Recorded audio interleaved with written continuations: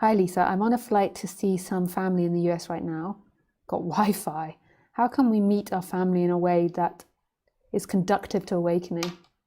That's super cool. You got Wi-Fi up there. I really dislike flying. Yeah, it's really not good for my body. I feel like, you know, when you come out of flying, you know, you get those water bottles that are like, all the air has been crushed out of them and it's like, they're like flattened. I'm like that in an aeroplane. So nice, but maybe you enjoy it. So a lot of people are asking these questions because I presume a lot of people are seeing family if the postcard isn't stopping that. For a lot of people, it's stopping that. So there's always that saying, if you want to work out if you're truly enlightened, then go and spend time with your family. And for me, spending time with my family, I realized I'm not truly enlightened. I'm not truly enlightened on the human level. Like I find that challenging too. Like there's different things that you can do. You can go deeply into meditation when you're with them, so deeply into presence, deeply into consciousness without rejection of your feeling. So feeling the pain that arises with them, deeply into meditation. But just be aware when you do that, you become passive. And sometimes with other humans, you need to erect firm boundaries. And I have a tendency towards passivity. Even though I seem really dominant, when I get triggered, my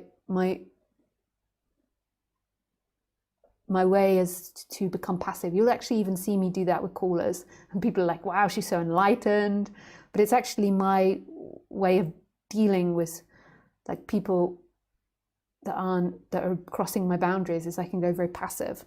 I do actually go into meditation in that situation, but it would be good if my body naturally responded more to stop that, but it doesn't. So I have to remind myself, which is hard when you're like going deeply, when there's like deep presence arising, to remind yourself, like, stop it. Yeah. Like my problem in the family was I was a listener. So I listened to people, and I'm a great listener, and I think it makes it great for doing sessions and stuff. But what it does is I got a bit deconditioned from erecting boundaries, you know, in the right moment. So it's not natural. So I have to remind myself to do it. And you remind yourself by your body. Like if your body is feeling angry or if it's feeling sore, then that is a bell. That's not always a bell for me. So I can be conscious of the pain in the body, but it's still not always a bell for me to do something. And then also in doing it, I find it really hard to do it because I can see their pain and I can feel their pain, you know, of rejection. So it's trying to, you know, find boundaries that are kind to others. You know, you don't need to be mean to others, and you take responsibility for yourself. So I don't go like, you're doing that. I do sometimes, but you're doing this. Like, just try to, I feel tired now. I feel over talked now. Like, not you're over talking, like trying to, you can also do that. I mean, I'm far out. I don't get it right. I need time to my space now. I get exhausted, you know, if they laugh at you or make fun of you, like just holding that, like feeling the pain of it.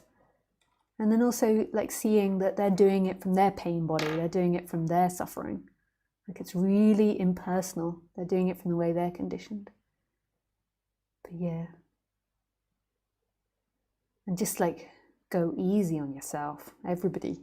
It's okay to be reactive and have these family dynamics.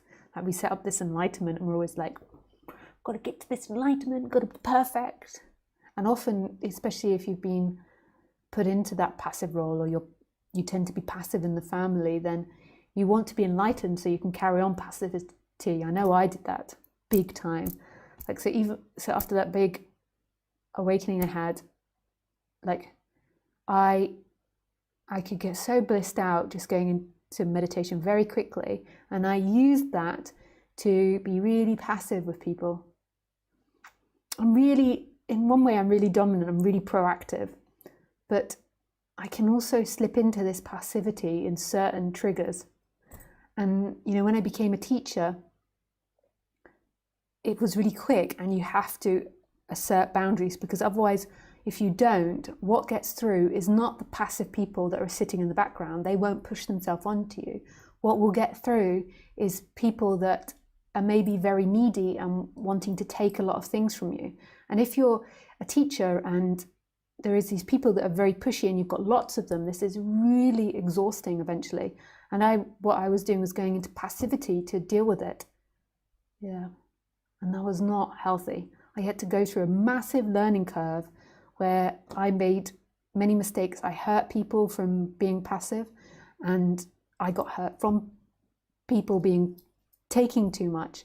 And I really had to learn that. I really had to learn about erecting dynamics, and that going into meditation, not meditation, but going into who you truly are doesn't fix your human body necessarily. It can do, but it doesn't necessarily fix your responses. If at 1 year old you got taught that you can't have needs, that your mother's needs are more important than you, which it should be the other way around, that is so deeply biologically ingrained into you. And so therefore for the rest of your life, more than likely, you're going to have to think about it to reteach your body, and it maybe never for the rest of your life come naturally. That is so important those first few years. So you have to actually think about it. Is this person taking too much?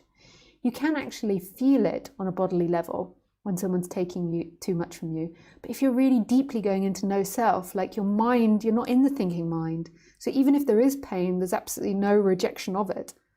So it's like this really amazing dance of like going into the story, but also like that bliss of no story. And just really learning about yourself. Like mine is, if I get triggered, I go into passivity, so freezing or not acting, you could say, and a pleasing. And that is often in not acting because the person wants to be listened to, or the person wants to have all the space. So the pleasing is like not responding. And that's so strong in my body to do those two types of things. And sometimes people write to me, and this is where I feel sad, like the projections that people have on me. They say, you're so kind or you're so patient, but sometimes it's because I'm being triggered.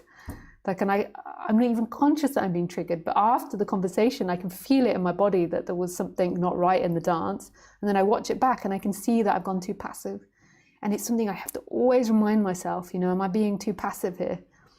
In other areas of my life, I'm so proactive and I'm so like honest with people. I tell people how I feel, which seems feel to other people like really dominant in a way, because if you're really upfront and know what you feel, and then other people are insecure, then that can feel really dominant. It doesn't feel dominant to me, but I can see how it's seen like that. Like I'm really confident, I really don't care, I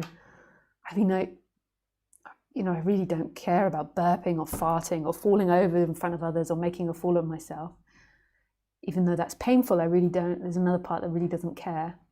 But I do have this dynamic where I can go too passive with people, and then if that other person that like they're getting triggered, so when you go passive, they're getting triggered to like control or to own or to grab from you, then it's not healthy. Let me just make sure that this is all still working and I'm still in shot. Yes. So it's like a gentle dance, and I haven't worked it out yet because like from another perspective, it's all divine. It's so blissful. Like the emptiness that's looking out now is totally at peace and free and expansive and alive. Yes. Yes. I'm also an empath, which confuses things. So if somebody wants something from me, because I'm an empath, I will feel that desire and I will want that for them too. That sounds really weird, but that's a complex one of being an empath. So if I'm around someone that someone has a strong want, I begin to want that. So if they want alcohol and I'm only now really beginning to notice the details between somebody else's want and my want, which is really complex to have that, as well as being, in childhood, not being taught to assert my wants and needs enough. So that's really complex. If someone else around me is angry, then I can feel that anger as if my own. And that's part of being an empath. Some people relate to that because they're also an empath. I think it's 20% of society, and then it's like a spectrum.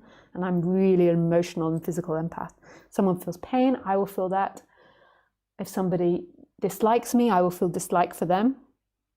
Like, it's not really like I dislike them as in thoughts. It's just like I feel that. Like if they dislike and push against, then I'll feel that. It's not all the time. It can be confused if there's lots of people around you. And then sometimes it can get mingled with my stuff.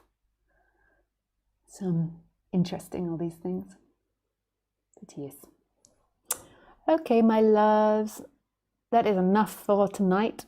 I wish you a very Merry Christmas. I shall see you next Sunday after Christmas. And yeah, I wish you everything that you possibly want. From a deep level, not from the superficial level. Okay.